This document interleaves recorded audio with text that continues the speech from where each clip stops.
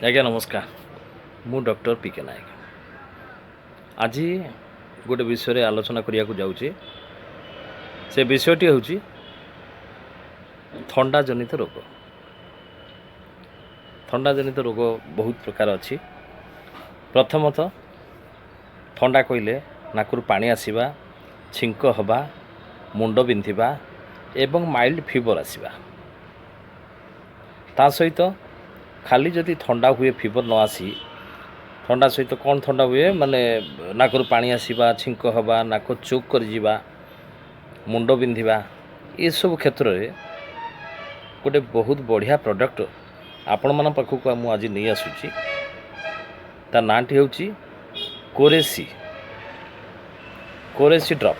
ये कोरेसी ड्रपटा आपणकर homeopathy company ये भार्गव कंपनी, भार्गव फाइटोलाब ये कंपनी गोटे बहुत बढ़िया प्रोडक्ट आपण मन पाखक आसी।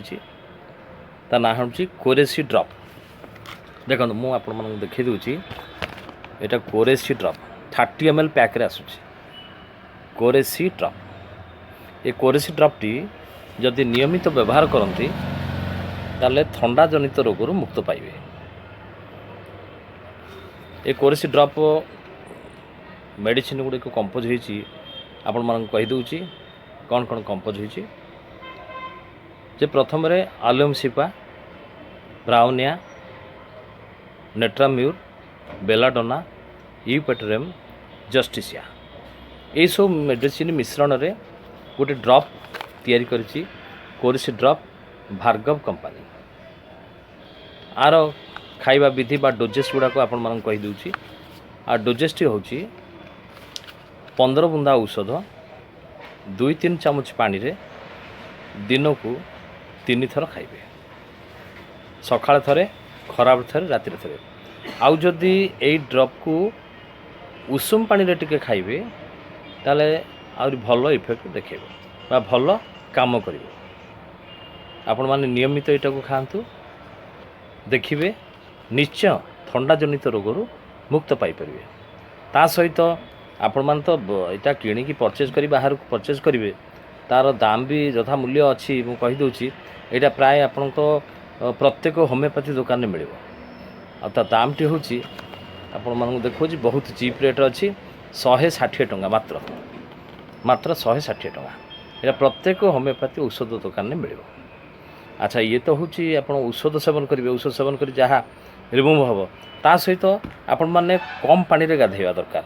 थंडा कहीं कहूँ जे अत्यधिक पानी रे गाधेवा द्वारा थंडा होता है। आम से आभोड करवा।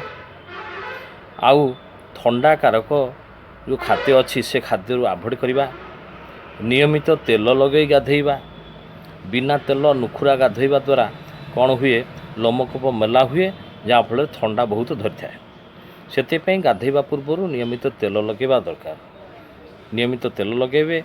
फ्रिज पानी, दही, काकुड़ी, कमला, कदली, कोल्ड ड्रिंक्स ये सब खाद्य आभोड करेंगे, खाइबे नहीं। ये सब जदि आपण ठीक भाव खाद्य को न खाई, थंडा जनित खाद्य को न खाई आ तेल को परिमाण अनुसार व्यवहार करी जदि आपण को निजक सुस्थ रखा चाहती एथुरु आभोड करी ये ड्रप टी सेवन कले निश्चय उपकार पाइबे। ठीक अच्छे। जदि आपण को ये वीडियो टी भल लगे ताले लाइक करी शेयर करेंगे। एतिक रहुची। नमस्कार।